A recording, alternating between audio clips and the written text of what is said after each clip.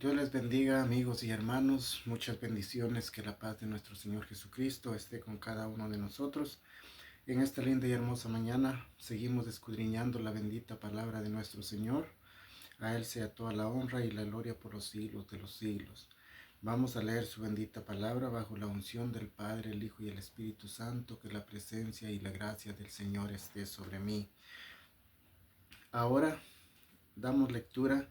Esta palabra está tomada en Hebreos capítulo 7 y nos habla de el sacerdocio de Melquisedec, el sacerdocio de Melquisedec.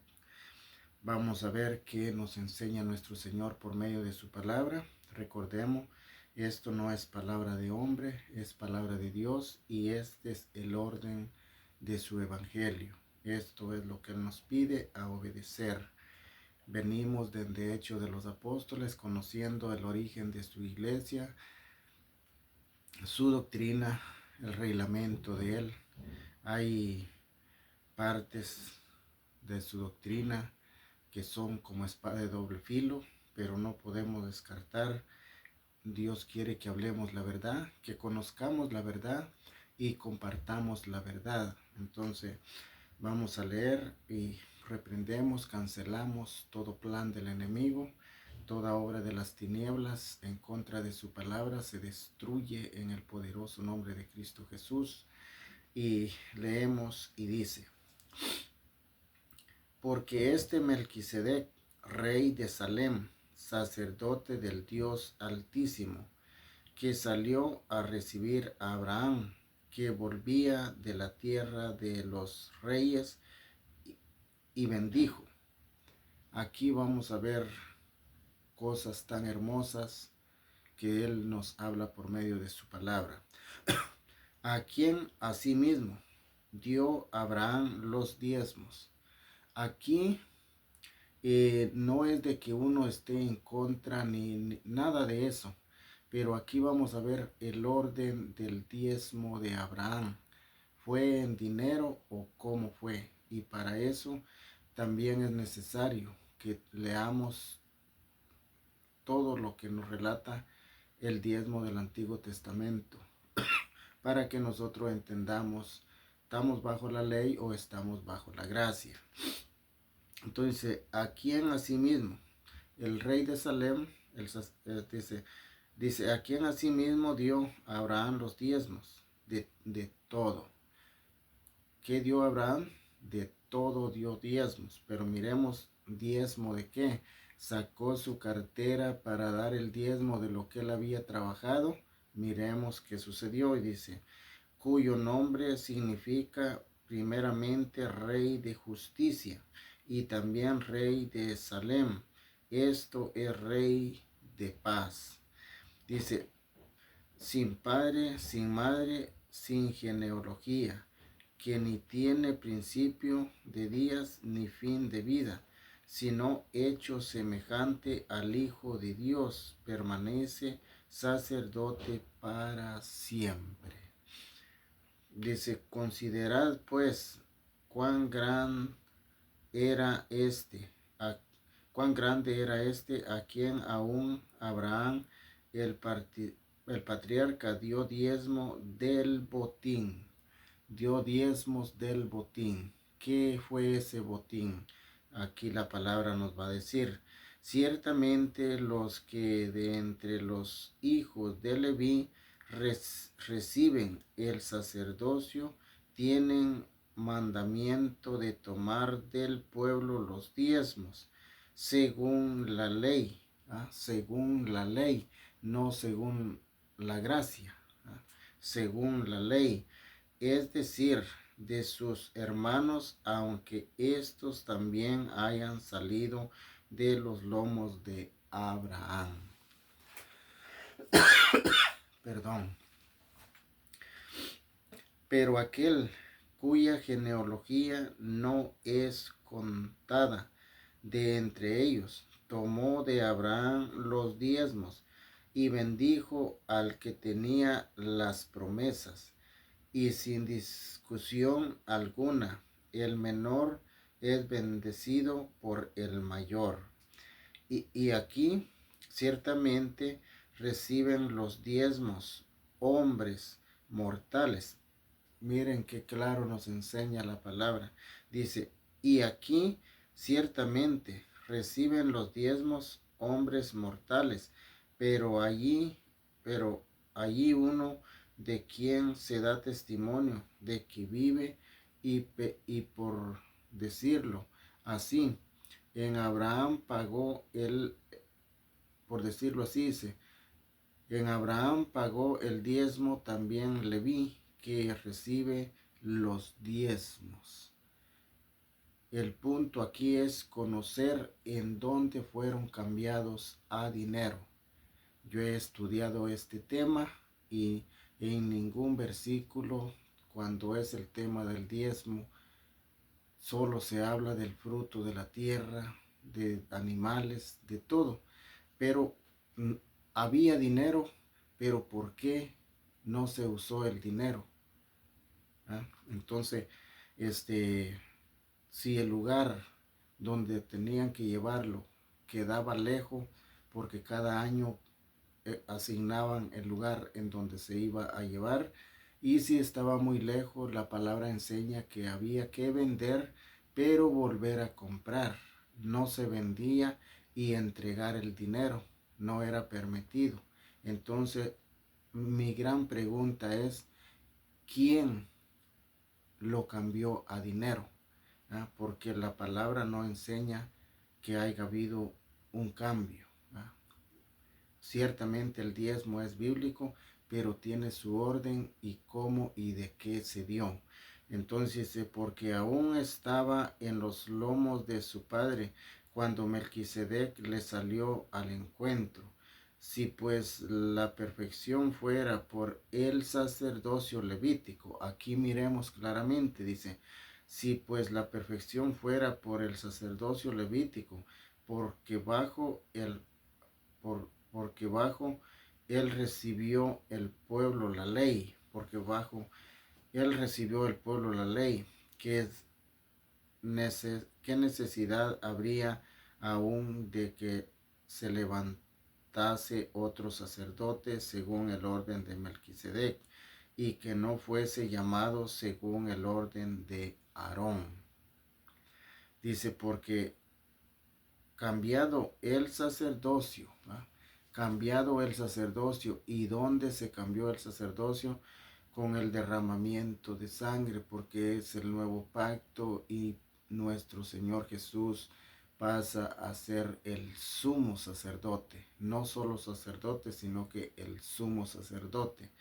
Entonces, sacerdote según el orden de Melquisedec y que no fuese llamado según el orden de Aarón, porque cambiado el sacerdocio, necesario es que haya también cambio de ley, o sea, cambio de diezmos, o sea, se sigue practicando bajo la gracia o no se tiene que seguir practicando. A todo eso tenemos que entenderlo, porque a veces nos inculcan algo y podemos caer en un temor, que si no hago esto, no hago aquello, Dios no me va a bendecir, sino que hay maldición y muchas enseñanzas que están tergiversadas.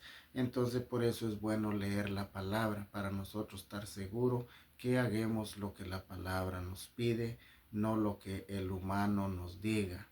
Entonces no es que seamos tercos, necios, desobedientes, no, sino que lo importante es que Dios se agrade, que le obedezcamos tal como Él dejó escrito en su palabra. Dice, y aquel a quien se dice esto es de otra tribu, de la cual nadie sirvió al altar. Entonces dice, porque manifiesto es que nuestro Señor vino de la tribu de Judá, de la cual nada habló Moisés tocante al sacerdocio. Y esto es aún más manifiesto si a semejanza de Melquisedec se levanta un sacerdote distinto, no constituido conforme la ley, ¿ah? No constituido conforme la ley. Entonces, nuestro Señor Jesucristo es constituido sumo sacerdote por el Padre, no por la ley. ¿Ah?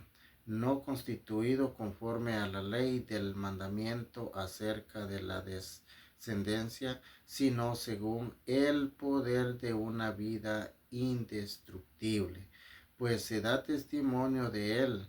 Tú eres sacerdote para siempre según el orden de Melquisedec.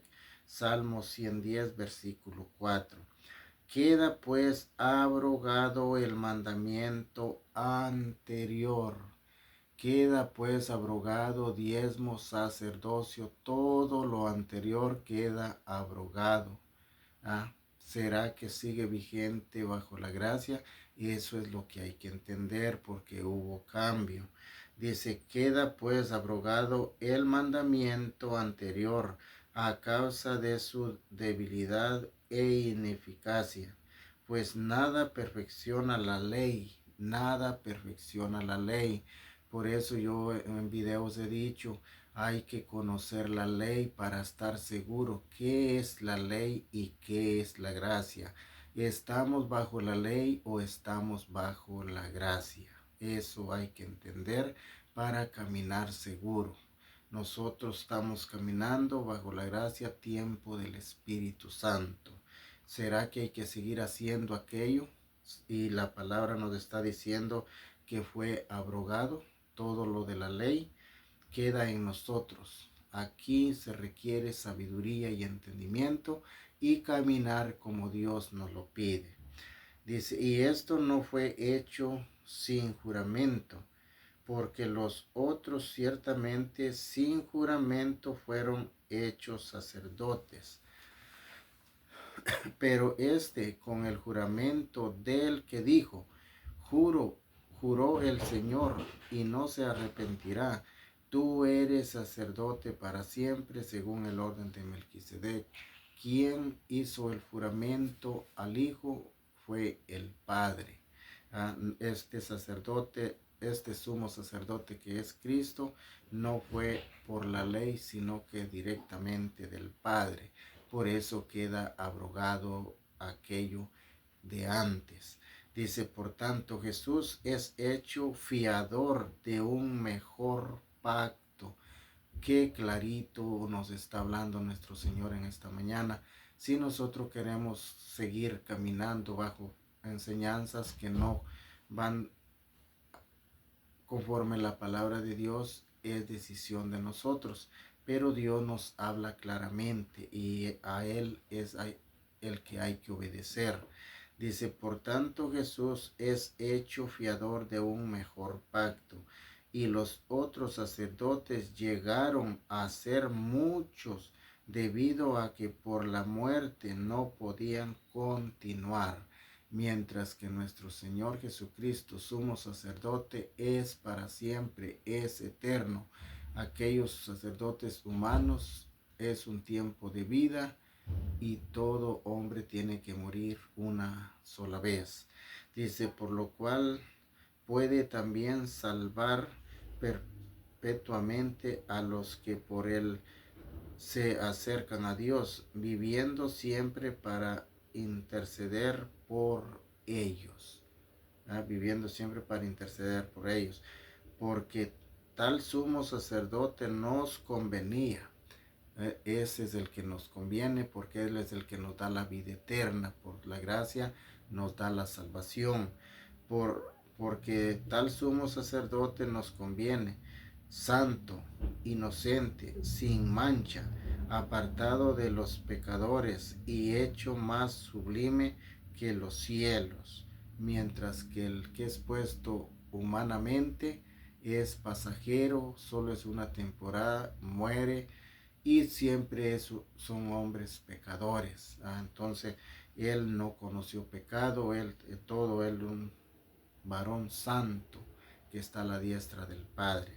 Dice que no tiene necesidad cada día como aquellos sumos sacerdotes de que ofrecen primero sacrificio por sus propios pecados y luego por los del pueblo, porque esto lo hizo una vez para siempre.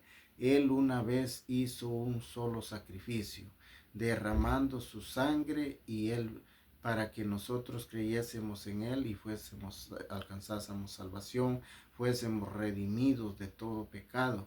Lo hizo una sola vez, mientras el sacerdocio humano lo hacía cada cuantas veces quería, porque son hombres mortales, y nuestro sumo sacerdote Cristo Jesús es eterno. Él lo hizo una sola vez.